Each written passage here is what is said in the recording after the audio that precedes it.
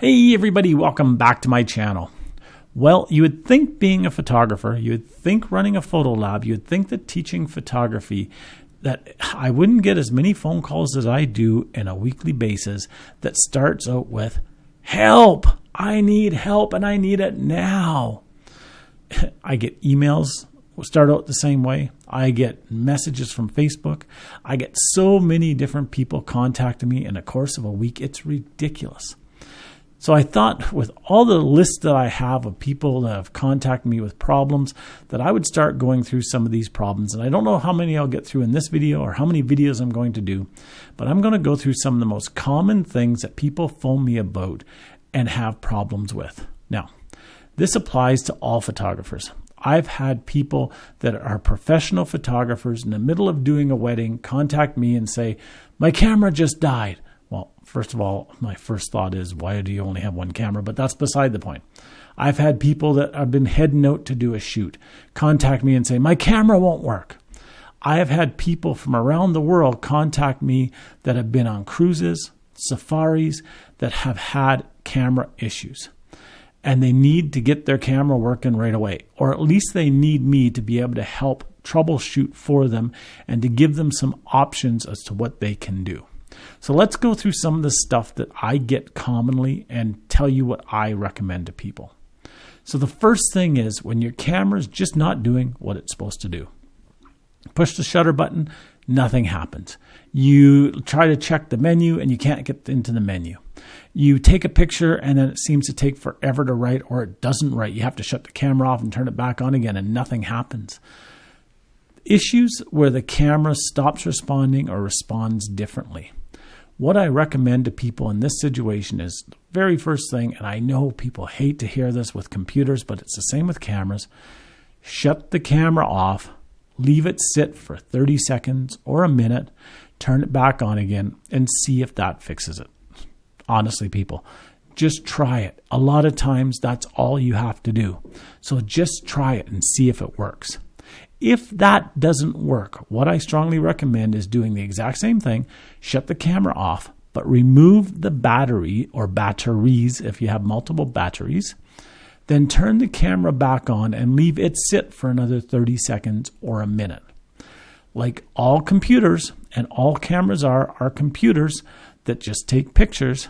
Sometimes if you hit multiple buttons at a time, or if you tell the camera to do something when it was doing something else, it will go into a loop and it won't get out of that loop and you will have issues. Perfect example. Somebody contacted me. Their camera was not taking pictures. It would not. The shutter would do nothing. The shutter was dead. Just would not work. They had tried what they thought was everything. They had gone in and changed settings. They went from manual to program to idiot mode. They went all different settings. They tried to change it to. Nothing happened. I said, shut the camera off and turn it on again. Well, they got upset and says, well, no, it's not that. It's not that. I says, just do it. They shut the camera off, turned it back on again. It worked fine. A little while later, they contacted me. We were discussing about what the issue could have been because they thought it might have been a camera issue. And what it turned out was that they did something when the camera was trying to do something and it just sent the camera nutso. It was a simple mistake. They had thought the camera had finished what it was doing. They went to remove a lens and the camera hadn't finished and the camera just went into a loop mode and it just couldn't get itself out. It was just stuck there. Once they shut the camera off, turned it back on again, it worked. Now, like I said, I get people from all over the world contacting me with problems. Photographers in the middle of weddings, just heading out to weddings. People on cruises, people on photo safaris contact me and that their cameras have done foolish things. So the first thing, very first thing is power it off, turn it back on again.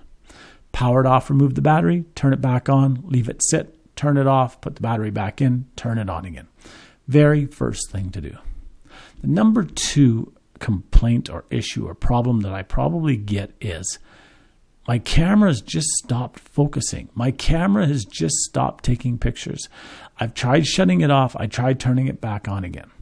So then I go into more in depth and I ask them, okay, what did you do? And a lot of times people will say, I didn't do anything. Honestly, I was just taking pictures. And one of the things that comes up quite often is they've taken a lens off and they put another lens on. A lot of times what will happen is if the camera's in the middle of doing something and you change lenses, it gets confused to know what lens is on the camera. If you have I'm just going to pick a lens, a 10 millimeter lens on the camera, and then you put a 75 to 300 millimeter lens on the camera, and the camera thinks that it still has that 10 millimeter on, it can cause a lot of problems. The camera won't recognize the lens, it'll have issues, and the camera just won't do anything because it can't.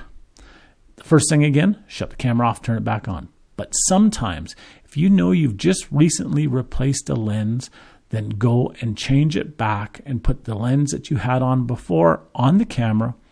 Turn the camera on, let it see that the lens is there. Shut the camera off, wait till all the lights stop blinking and everything's done. Then change the lens and then turn the camera back on again. Again, many times people will hit the buttons. They'll have the camera doing something. They'll be rushing around. They'll go and change the lens without even thinking what they're doing. I've done it many times. And then they have an issue because the camera just can't understand why 10 seconds before there was a wide angle lens on here and now there's a telephoto lens on here and the camera's just in freak mode. So that's another thing to watch. The third thing, I think that's all I'm going to talk about in this video. I think I'll have to do other videos because I can get into so many areas. The third thing is, again, the camera is not responding, or the camera is taking a long time to write, or when I shut the camera off, the lights don't go out. It just, the lights keep flashing and it just doesn't seem to be working right. Again, I tell people, shut it off, turn it back on again. First thing. I'll ask them about the lens. Sometimes, nope, haven't changed the lens for days.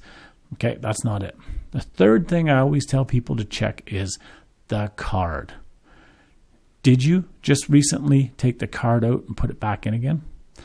Could there be some dust or lint or grease or something on the card contacts? Could the card maybe be corrupt? This is another big area that I tell people to watch for. Now, this is a scary area because sometimes when you're having writing issues, you don't know how many pictures have been written on the card. So it's an area to go back and reshoot if you can. I've been in the middle of shoots. I've had cards go. One was a card problem. Another one was the camera just lost its mind and just stopped writing to the card. So take the card out, go back a little bit, redo the shoot, redo the pictures, and then continue on from there. If you can, take the card out, put it back in your camera and read it, see what pictures it has on the card.